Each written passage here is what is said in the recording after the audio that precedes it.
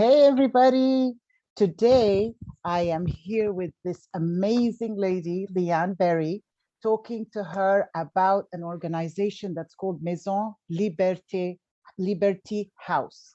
And I can't wait to talk to her. It's a community, it's in our community and so much going on here. So, hey, Liane, how are you? I'm not doing too bad today. How about you? Very well. Thank you so much for taking the time to talk to us and to tell us more about this organization. So My I'm going to pleasure. just read the mission statement and then we will go from there. Our mission is to provide women transitioning from rehab into society with a safe housing alternative and to empower them to become self-sufficient through learning, leadership, companionship, and service. Wow. So now tell me, why? Why did you start this? Tell me more. Okay, so what happened was I had a lot of years of using drugs and alcohol, getting in trouble. My life was unmanageable. I wasn't able to care for my kids properly. It was just a lot of chaos in my life because of using substances. And, there would be occasions of sobriety. There would be times of abstinence when I wasn't using anything. Sometimes it was forced, like I would maybe be in jail or I would be in rehab, or I would be, somewhere where I couldn't get them or stuff like that. But sometimes I wanted to stop. Sometimes I just, especially after finishing rehab or finishing a sentence, when I've been sober for a while, and so I'm already in the momentum. However, what would happen is I would get out of these institutions and I wouldn't have any support, or I wouldn't have anywhere safe to go. So I would often return back to the same environment of, the people that were in that lifestyle. So I would return to that lifestyle because I had no alternative. So once I did get clean and sober, which took me a long time, I started to think about, and brainstorm with others, ways that might help some others, find sobriety sooner and find a new way to live sooner than I did.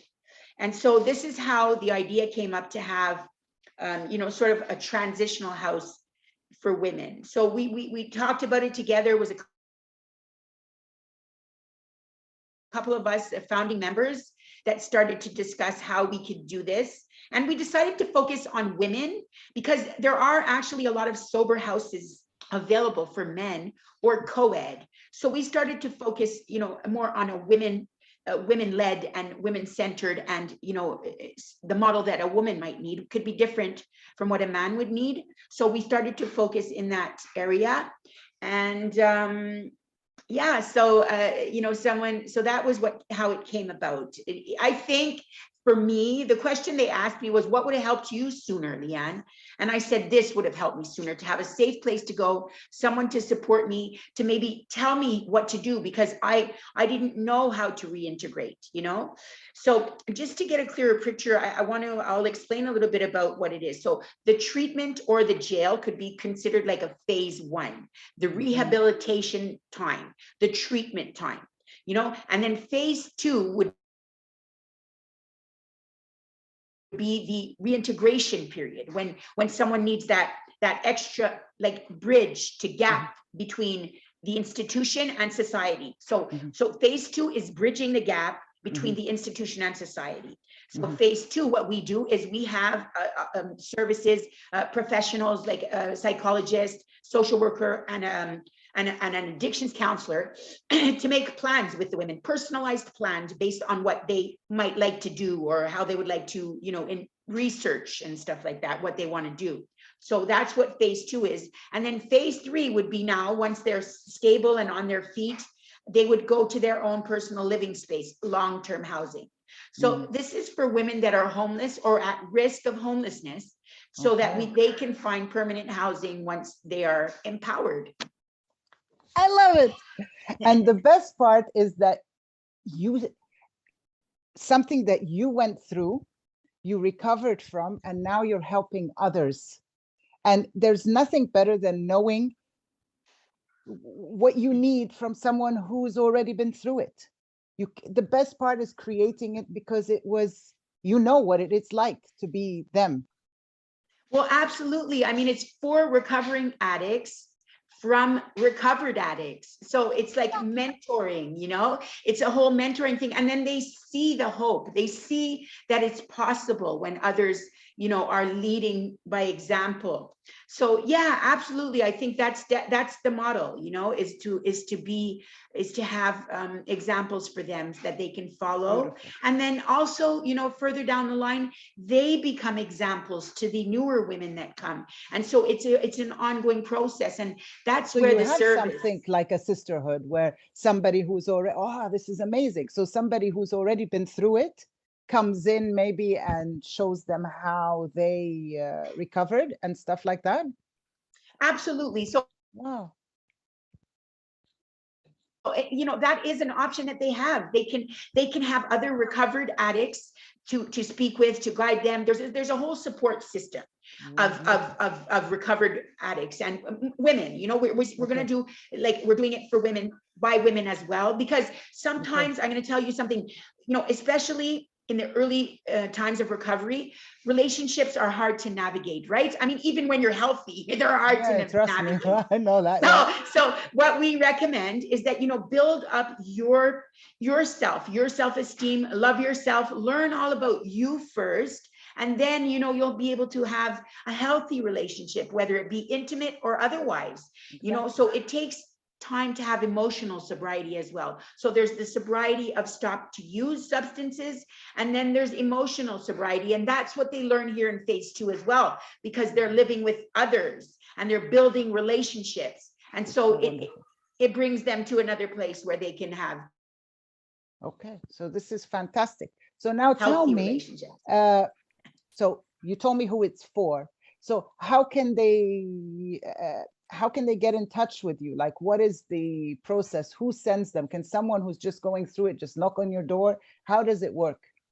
Well, one thing is for sure, if someone is going through a hard time and they need guidance, and they can always call the number here. They can always call us or email us. You know, if you look up, you can look us up online. We have a website in French and English, and they can send an email through there or make a phone call if they want more information. We admit women who are completing the treatment. So this is, like I said, the phase 2 part. But we can direct people that are looking for that help. We can refer them to rehabs in the language of their choice. I mean, right now it's French and English, you know, but hopefully one day we'll have rehabs in other languages. But right now, so French and English, we can direct them to rehabs. And then once they're getting that phase 1 going, and they're, let's say, in the middle, they can get in touch with us to make plans to come here when they completed the rehab. Okay, and you're in the West Island. Yeah, we are in the West Island. We are in Point Claire, and I just want to reiterate also that women that are not homeless are not at risk of homelessness can also use our services. They don't have to live here to use them. They could be living in their own safe place, and you know, where they maybe their parents or you know, by their own self in an apartment, and they're safe, but they still want guidance in terms of making a reintegration plan or a relapse prevention plan. Then they can come to us for those plans, and we can support them through their phase 2. So it's so wonderful that we have this. And probably, I think you told me it's not like the cost of it is like $7, you were saying, or what? Nothing. So you have free-ish resources in our community that can help you. Take advantage of it. If anyone is going through this, take advantage of it. So now tell me how my community or our community can help you. What do you need? How do we spread awareness? What is it that you need from us? Because we're a community. We need to all work together, right? So how can we help you? Well, that's a really beautiful question. And, you know, I gotta say, because you know, it's the bottom line, right? I mean, we have a house, we have money to rent the house for a year. We have money to buy food for a year for up to 20 women. So we can accommodate 5 at a time. but every time they graduate and they go to phase 3, then we can get 5 more. So we can go up to 20 women, but depending on how long they need to stay here, you know, just because 3 months comes up, if they don't have their own place, but they're doing what they need to do, which is staying sober and going back to work or back to school, then they would stay until they find phase 3 long-term housing. So and our house that we found was fully furnished. We have washers and dryers, we have stove, we have everything we need in terms of material. What we need is funding, right? I mean, like, that's just what it comes down to. We did a fundraising campaign for our first year of operations. And once we had rent and food money, we went ahead to start welcoming women, because if we wait till we have enough money to start paying staff and you know, we wouldn't be operating right now. So at this point, we don't have salary money. We don't have money for a vehicle. We don't have, you know, so we're just with the bare minimum, but we have women here and we have women knocking on our door. Like, there's not going to be a shortage of women wanting to come to Liberty House. So we need more funding. We need help more with funding. You need people to do more awareness. You Yes. need more, what else? Maybe events that sponsor or do, you know, like. Absolutely. Okay. So my friends who are on here. Absolutely. We need sponsors. We need sponsors. We're open to doing events. Okay. So this is what we need. Let's help our community, bring awareness, whatever you can do. People on here, on YouTube, on Facebook, on anything, connect with Liane, see what we can do to help. Like, you know, you could have been that woman, you know, somebody you know might need this help. If this is available, why not bring awareness to it and help? If you can help financially or bringing awareness to this, women who are suffering can find a home and help them move forward in their life. We're supposed to be all working together to help each other, you know? So Liane, thank you for your time. Well, thank you so much. Thank you for having me, and everyone who's listening. I just want to say, you know, thank you also for listening and being open-minded, because, you know, a lot of people think, oh, addicts, alcoholics, I'm so, you know, but when we're in recovery, we're in a phase of recovery. We're trying to get better, and it's a lifetime thing. It's just like any other illness. I just want to explain, if someone has a chronic illness and they go to the doctor and they get help, they still need to follow up after. Eat healthy, do exercise, come and see your doctor regularly. The same thing for any alcoholic or addict who wants to stay in recovery. They have to get that first treatment in rehab or with a treatment specialist, and then they need the follow-up, which is where we come in. So yeah, get in touch. Addiction is a pain, an emotional, a mental, inside pain that is numbed by alcohol and drugs. Absolutely. And everything, and food addictions. Addiction is just a numbing of some internal pain. So if they can get the help on what's the root cause of it, then they won't need to be enabled by the drugs or the alcohol. So we need to now look deeper. You've just made the most, like, a very, very important point on what I was saying, right? Is that the symptoms are the using, but the root cause is what is causing you to go do that. I can't face it. I have to escape.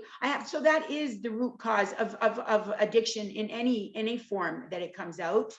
And that's the thing about it. You know, we have to look past that. And just remember, 1 in 5 people in Quebec are either addicted or know someone who's addicted. It is a big problem in our society. And not everyone is going to want to be sober either. And that's okay. That's okay. But for those who want to be sober and want to find a new way to live, we have to have the support for them.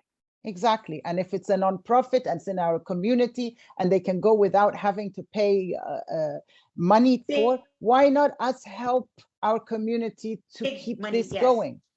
You know? So I am so happy we had this conversation. I hope it opened up people's eyes to see addiction from a different point of view, and saw a face of someone who used to be, and how far you've come. Exactly. And I also wrote a book. I wrote a Ooh. book called 7 Times Rise, and you can find it. You just look up my name on Google, Liane Berry, and you're going to find my website, the book that I wrote, and you know how I came out of it. If I can do it, anybody can do it. That's all I want to say. Recovery is possible. Recovery is definitely possible, but you also need help in recovery. So many people want to recover and they just have no tools. So to have a place to go where they can have the tools, and it's in their community and it's free-ish, what else could you ask for?